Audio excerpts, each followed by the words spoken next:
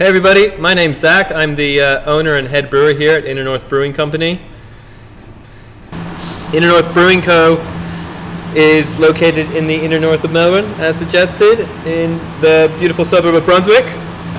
3056 represent. So if you haven't heard of us, come check us out and subscribe if you're in Australia. Right, let's get into subscriptions. This is our first Can Club subscription video. First of all, thank you very much for subscribing. It's going to be a beautiful journey, and this is just month one. So what you can expect from the Can Club each month is basically a selection of whatever we have in our cool room. We have two tanks, the two big ones, you probably can't see it in the shot, just behind these little ones that we can out of.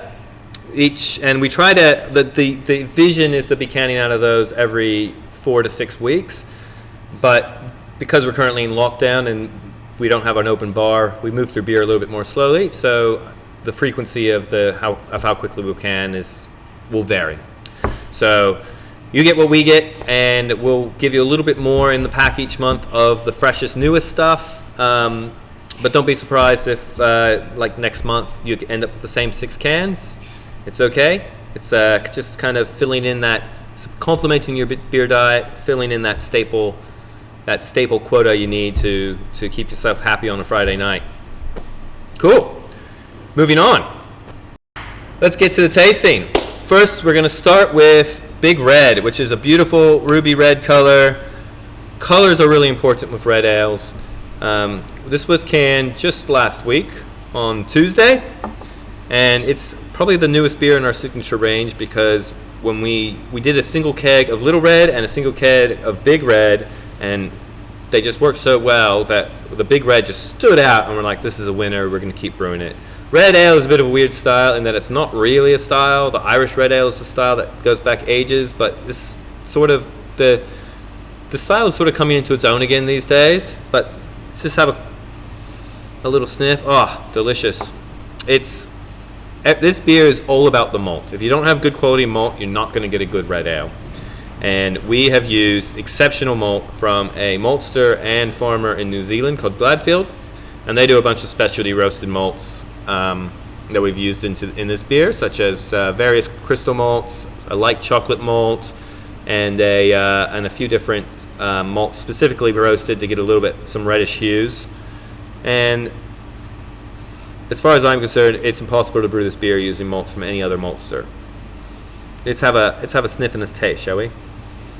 You sniff it, and it just immediately smells sweet. I get a little bit of molasses in a good way. It smells a little boozy in an exciting way. Let's have a sip. Malty. So it's quite a sweet beer, and we put just enough hops in there to balance out that sweetness, so you're not drinking sugar syrup. I've got East Kent Goldings, Columbus, and Cascade in there. And basically, it's a 7% beer. I think it's about 30 IBUs, which sounds a bit on the bitter side, but it's not. And because we got so much malt there that the hops need to balance out. And it's a great winter beer, spring beer, autumn beer, cold summer day even. It's definitely one of my favorites. Enjoy. Moving on to Lemongrass. We call it Lemongrass. When Life Give You Lemongrass is the full title. We originally brewed this for a Vietnamese restaurant on Sydney Road called Good Days. I know I met Nam in Cuba when we were smoking cigars and drinking rum before either brewery or restaurant existed.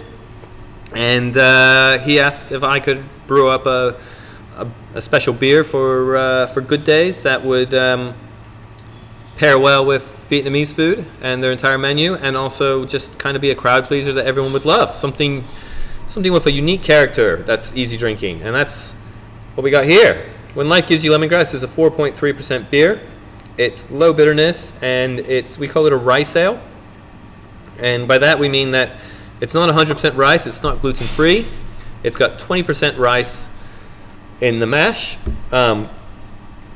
Rice is used a lot in Asian breweries. Japan really started using rice a lot in their lagers, but basically what it does is it introduces a lot of simple sugars into the mash so that you end up with a cleaner, crisper beer at the end. So it sort of increases the alcohol without increasing the body of the beer. We also use a bit of fresh ginger that we grate with a cheese grater and add at 7 minutes before the end of the boil, and then we add a lot of dried lemongrass at the end of the boil, and just let it steep in the hot wort throughout the entire cooling process.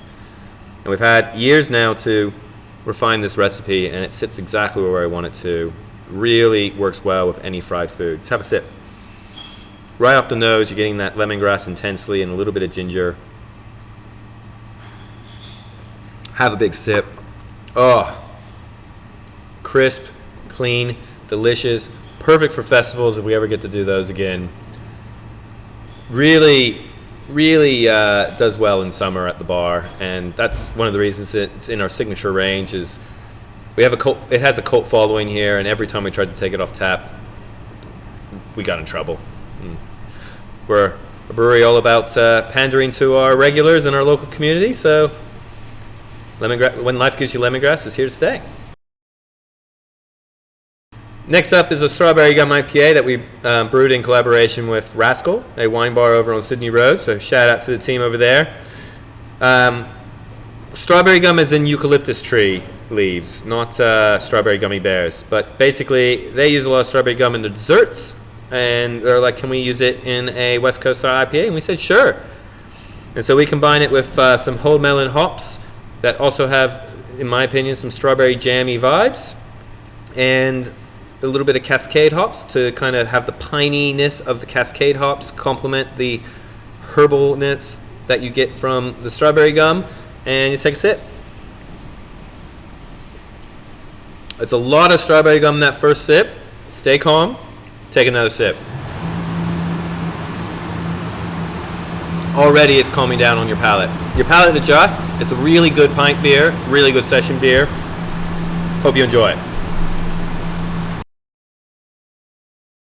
This, the Frenchie Pale. The Frenchie Pale is a beer that's really hard to sell to people because it sort of isn't really anything. It's inspired by farmhouse style kind of French golden ales that you might get in France. Basically, it's uses a saison yeast, but it's not a saison. So we get a lot of those Belgian esters. We combine that with whole melon hops again to get those strawberry vibes we talked about earlier, and it is absolutely an absolute game changer, we think. It's just so much flavor that are not coming from hops. It's coming from the malt, it's coming from the yeast, and the hops help a bit, but it's a really delicious beer. Great dinner beer. Great.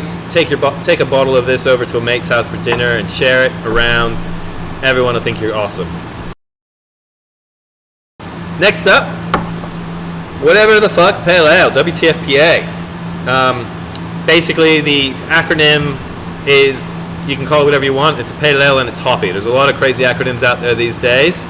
This is the original brewer, head brewer's go-to beer. Single hop. This can is single hop Enigma, though we're starting to tweak the recipe to include other hops. Enigma is an Australian-grown hop that is called Enigma because its properties are enigmatic, depending on how you use it in the brewing process. But this is my Friday night beer. It is 5.5%, and it's got a real hoppy punch to it, without being so alcoholic that it'll kick you on your ass too quickly. It's just kind of like a get rid of the stress from the week and enjoy yourself for the Friday night.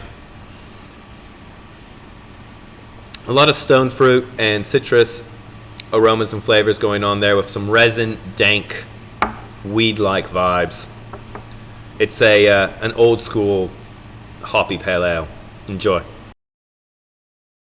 Last but not least, number of times I said yeast in the previous takes, Kiss from a Rose. Kiss from a Rose, this, apart from making you want to sing seal songs, is it's basically a chocolate stout with a hint of rose water. We got the cocoa nibs from Ratio Cocoa Roasters over on Sydney Road, and picked up the rose water from A1 Bakery. And basically, it's like a nice chocolate stout that's not too bitter, with a hint of rose water. Not Turkish delighty, just a hint. And it's just, we have people that are calling us up in the middle of summer being like, where can we get your Kiss from a Rose? And we'll tell them, you got to wait till winter. But you don't need to wait till winter. You can enjoy it now. Yeah, so that's all our tasting for this month. I hope you've enjoyed your first Can Club subscription. Shout out and congratulations to whoever won our special prize this month. Each month, all of our subscription members from all the different subscription options go into a draw, and we pull out one lucky winner who wins a special prize for the month, which at the moment we're keeping secret, and it's up to them if they want to like post about it or anything. But it's just a little sweetener in there that you have a chance that you're going to get a little extra beer, maybe some merch or something outrageous. And as the subscription base grows, we can make those prizes even more ridiculous. So thank you for getting on the train early in the journey, and we look forward to doing it more.